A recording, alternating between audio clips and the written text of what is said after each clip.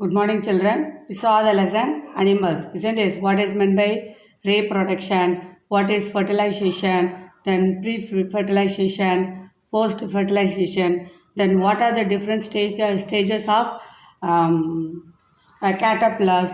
Then what is meant by oviparous as well as viviparous? Oviparous means that animals that produce the embryo animals that embryo develops outside the body is known as oviparous.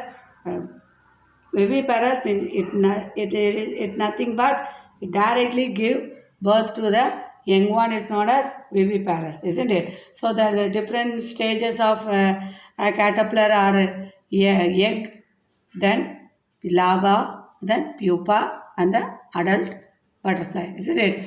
I hope you understand this. So shall we move on to the sexual reproduction? So sexual reproduction, it consists of four. One is fission, budding, fragmentation, and spores. Okay. Then today we see fission. Fission means it occurs only in the vertebrate. Invertebrate means organism that do not have the backbone. Fission will be done in mostly done in invertebrate. It does not have the backbone, is known as invertebrate. So here multi-cell organism in this method, the organism splits itself into two parts. One is flatworms, C. aminos, and C. cucumbers divide into two halves. Okay, it produced itself, it can split itself. Okay, it can split itself. Split means one வந்து துண்டாகுதல், ஒன்று வந்து துண்டாகி divide into two halves and generate the other. Okay, this is known as fission method. Then the another one is budding method. Budding method is a form of sexual reproduction that results from the outgrowth of the part of the body. Then the bud is separated from the original organism, forming two individuals. Budding organism commonly in vertebrate animals such as hydra, coral. So if you see the sea amnion, hydra, starfish. So this is budding method. Sea amnion means it divides into, it split into half. Okay, then fragmentation is breaking of individual parts followed by regeneration. So reproduction through fragmentation is observed in sponges and stars.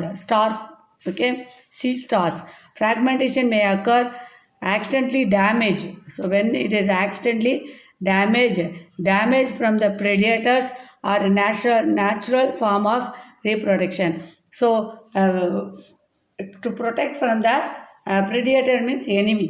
So here the fragment here it can be regenerated into another. Okay, endangered animal, snow leopard, Bengal tiger, Asiatic lion. So these are the animals we can't see nowadays. So they are at risk of extinct. Okay, it is not available to nowadays. So they are known as endangered species. So causes of endangered species are forest which provide food and shelter to animals are destroyed by the human. So the forest has been cut off, isn't it? So that the animals has been dead. So large number of animals is hunted for their horns, skin, teeth, and many other valuable products. So the animals have been hunted for the skins as well as the horns, so that it has been in the extinct level, isn't it? The animals are no more. So if you see the picture means lion-tailed macaque. So you can't. It is in the endangered position. Asiatic lion, Nilgiri tahr, and snow leopard. These are the animals that are endangered species. So animals have been hunted for the skins as well as horns. Then pollutions like air pollution, water pollution affects the animals. So due to the pollution also it affects the animals. Sometimes animals are taken to new habitat by people. So they cannot survive there. They might taken to another place in the hot region. So some animals cannot be able to survive there. So they might die. Then pesticides, chemicals which used to get rid of insects, get rid of. So pesticides means puchikoli, chemicals, get rid of insects. So they might pests or weeds poison the plants as well as animals. Okay, so due to the pesticides as well as the chemicals, the animals might eat it, they might be extinct. So natural disasters like flood, cyclones, fire, so these are the animals has been destroyed. So these are